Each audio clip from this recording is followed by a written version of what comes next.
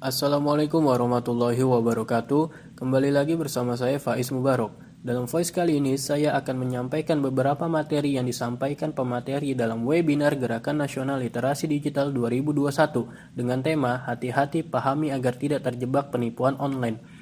Dalam kondisi saat ini, seseorang akan lebih mudah terjebak dalam penipuan online karena masalah ekonomi di masa pandemi. Apalagi di situasi seperti sekarang ini, banyak seseorang kehilangan pekerjaannya, sehingga terkadang ia harus terpaksa melakukan pinjaman online. Intinya, bagaimana bersikap bijak dan arif dalam melakukan pinjaman online harus teliti mengetahui perjanjian dan penguatan karakteristik individu dalam digitalisasi. Terkadang kita perlu memikirkan kenapa kita melakukan pinjaman online. Sebagaimana disampaikan oleh Dr. Nugraini Prananingrum selaku dosen Universitas Negeri Jakarta, berikut pernyataannya. Nah, sebetulnya intinya adalah bagaimana bersikap bijak dan arif ketika kita menghadapi ini tadi semua ya. Melakukan pinjaman online harus teliti, mengetahui perjanjiannya seperti apa. Nah, kita harus memiliki juga penguatan karakter individu dalam digitalisasi. Karena begitu banyak arus informasi yang masuk ya, terkadang juga kita perlu memikirkan nih pinjaman online ini fungsinya untuk apa gitu.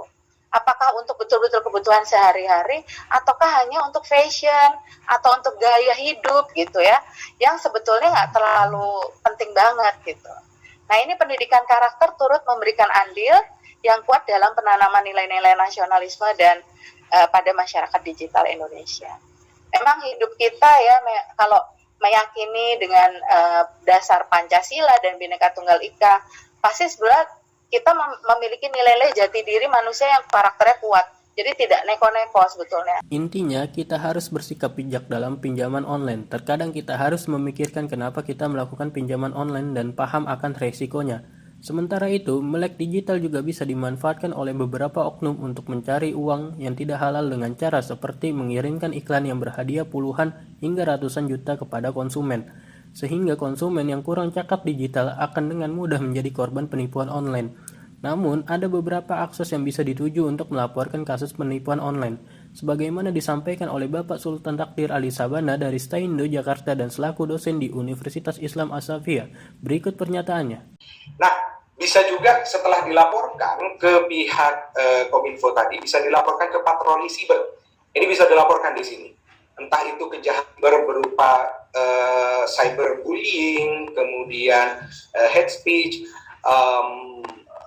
banyak hal lainnya yang terjadi lah, pelanggaran hukum yang terjadi di dunia siber bisa dilaporkan di sini, termasuk penipuan belanja online ataupun penipuan pengambilan akses data kita. Ya, laporkan, jangan takut. Dan bisa juga melakukan sambungan telepon ke layanan 110. Ini layanan baru dari Kepolisian Republik Indonesia. Ini kebetulan saya memang bekerja di Mabes Polri, bukan saya promo program mereka, tapi ini memang bermanfaat ya, Ibu Bapak dan saudara-saudaraku, sahabat literasi digital.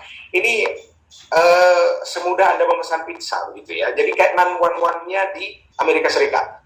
Anda tinggal telepon, kemudian ketika mereka meminta Anda mengirimkan buktinya, entah itu melalui WhatsApp ataupun email, silakan buktinya, bukti percakapannya, entah itu rekamannya, atau videonya, atau gambar screenshot chattingannya, screenshot akunnya, kemudian barang yang akan dibeli, jumlah uang yang ditransfer, nomor rekeningnya, Anda bisa laporkan juga. Jadi saya sarankan Anda melaporkan ketiga-tiganya. Kenapa? Karena ini akan membantu para kepolisian melacak. Karena dari rekeningnya bisa dilacak, dari nomor teleponnya pun juga bisa dilacak. Posisi dia ada di mana, ya. Jadi, apabila kita terkena penipuan online, kita tidak perlu panik dan bingung lagi untuk melaporkannya kemana. Karena seperti yang disampaikan oleh Bapak Sultan Takdir Ali Sabana, kita bisa melaporkan ke patroli cyber atau layanan nomor 110 milik Kepolisian Republik Indonesia.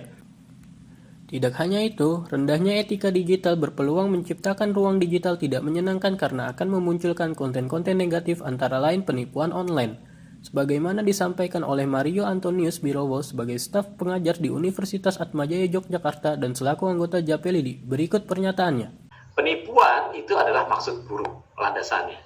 Sudah sejak awal ketika sudah bangun berangkat menggunakan gadget, sudah ada dalam pikirannya untuk memperdayakan orang lain.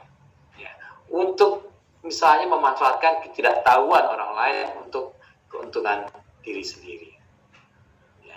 Oleh karena itu, hal ini sama sekali boleh dikatakan sangat tidak etis. Ya. Ini sama sekali, ya, sesuatu tindakan-tindakan yang tidak etis. Kenapa kok begitu? Ya.